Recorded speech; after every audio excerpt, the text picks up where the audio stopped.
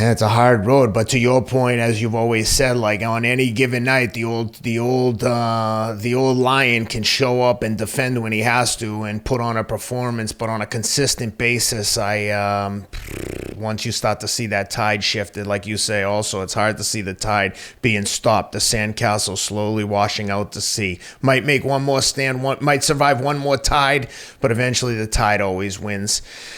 Not too many people beat Father Time, right, Ken? Not too many. Not too many. And but like you said, that's going to come possibly to light in the Triple G third fight with Canelo. I'm not going to give anything away with our fight plan that hopefully the fans will be looking to see.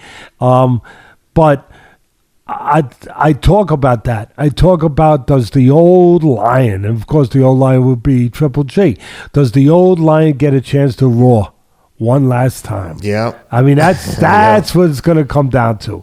So, based on the line they're showing on that Triple G fight, I think people are. I don't think enough people realize, to your point, that's a potential outcome. I mean, you've always said it that you thought Triple G won them both. For the first fight, he 100% won. It's hard for anyone to make a case for Canelo. I don't have necessarily a problem with the second fight as much. I thought it was maybe a draw, but I thought he won both. But I hear what you're saying. Listen, they were both different. The first one, the way they went about it, the way he went about it, Triple G went to get him. And he did what he used to always do. Press the fight, go after the guy, and he won the fight. And he got robbed. They robbed him. The way they rob you when they give a draw in boxing, it's basically like not leaving fingerprints. They use latex gloves, and they make it a draw because it's too obvious to make it a win. So they do it. That's the way they do it. And they did. And the second one was different. Triple G boxed more, used the jab more, but he fought down the stretch when he had to. When the lion had to roar, he roared again down the stretch. And I thought he won that fight. But no doubt that Canelo's a different guy now. He's now the bigger, stronger guy. How that happened, don't ask me. I don't know. That's we've talked about that in the past.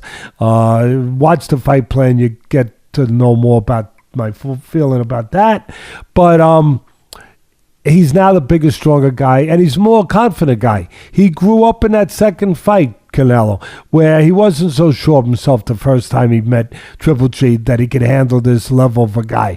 But the second time he was much more sure of himself, and that's why he brought the fight the way he brought the fight rather than the first time. So, listen, it might be too late. These fights, these potentially great fights often get made just too late. Just too late. Yeah. And this one might be one of those. Should be a good payday for Triple G to sail off into the sunset regardless of outcome.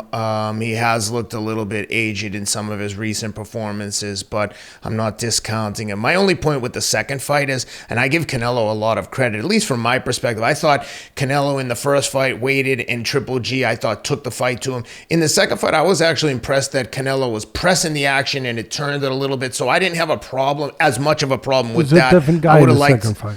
He was a different guy. I think you could have made the case for Triple G being 1-0-1 in those fights and Canelo having a loss, but it is what it is. We're going to get the third one. And so, all right, so I'm sure Triple G knows he's got to knock him out cold because if he just knocks him down in every round, he'd be lucky to get a split decision. Let's face it, he's not. He's going off into the sunset. That's pretty obvious. And Canelo's still the cash cow. So from a business perspective, I'm sure everyone recognizes that as far as business goes, it's better to have Canelo win for the power players in the sport, regardless of what side of the street you're on here. So that's working against Triple G, but he's going to know that. He's got a tough task. He knows that. He's got a tough task. Not only a tough task in the way that he has to, beat. Obviously, it first comes down to beating the man. Not only does he have to beat the man, who's younger than him and now more confident and stronger and bigger, which, again, that was a flip-flop, right? Triple G used to be the bigger, stronger guy. But now he's also got to beat the guys outside the ring, the three judges there, that, he's got to beat them. And you know what? In some ways, they're harder to beat sometimes than the man in the ring.